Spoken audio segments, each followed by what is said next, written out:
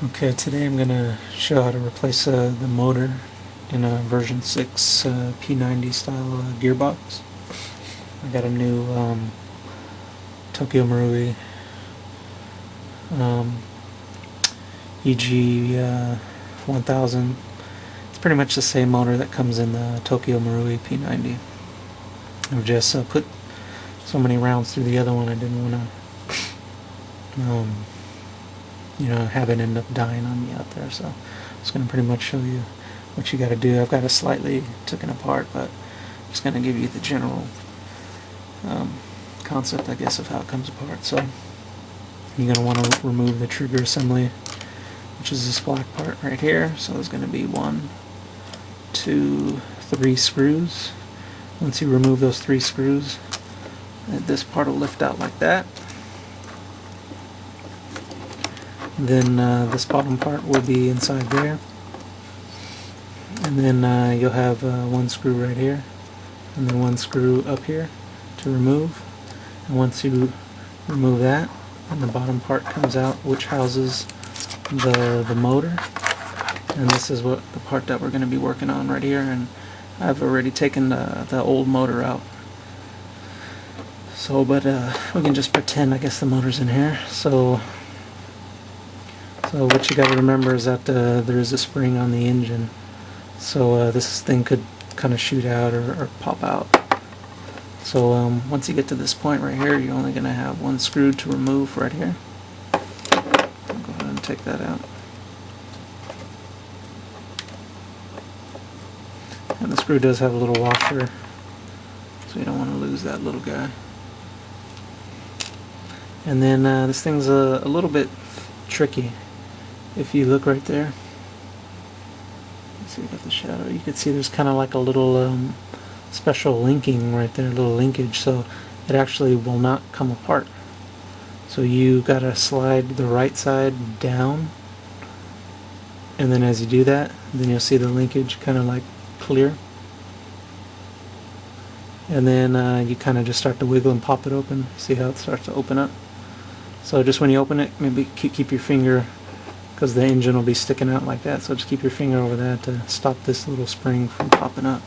So once you get that popped open, then you just pull down, apart, pull your engine out, and you're good to go. So seeing as this was my first time doing it, so okay, you need this little washer plate that sits behind the back of the motor. I'd had that on the other side. So you just need this little spacer right there. That's gonna, it's possible it could be stuck on here from the magnet of the engine. So you just go ahead and set that little washer down in there. Let's set the engine inside. I think it's gonna kind of want to be spring loaded.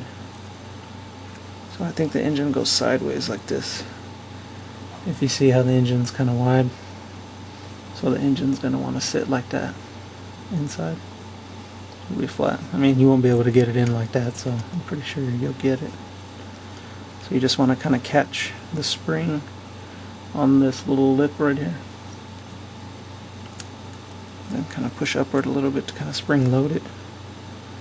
And then make sure the washer is sitting in the back nice. And it's pretty much sitting in there pretty good. And it doesn't seem like it wants to jump out, but just kind of keep your finger on it just in case. So now this part gets a little tricky because you do have to have this piece sit a little bit above that little notch right there. So we're just going to try to set that in just a little bit high. We're just going to have this piece sit up a little bit high just to catch over that little thing.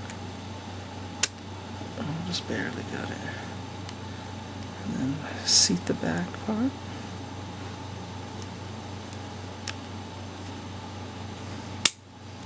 Pinch it together, and then you're going to want to slide this side all the way down. And once you see how the spring wants to pop it back up. So this has to go in from I guess when you're looking at it like that, it has to go in on the left side. That's what the problem is. That's more like it.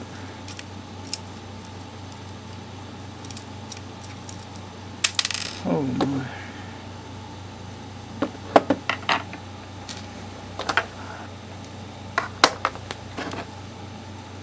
It's stuck on there.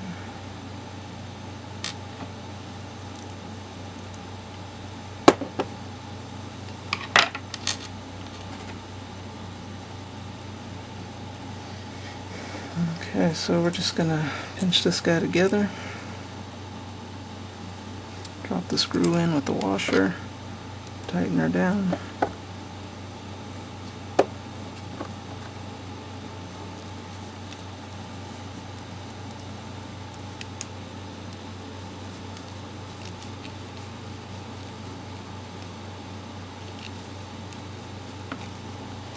So, snug her down.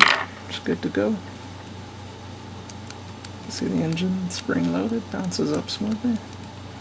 It's free. So these are the two screws right here that you gotta remove originally.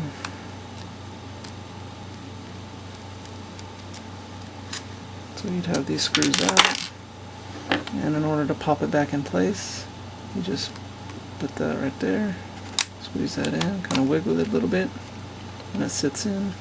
Drop in your screw right here, and your screw right there, and then you bring back your trigger assembly, and then you're going to have 1, 2, 3 right there, and this will just drop right in.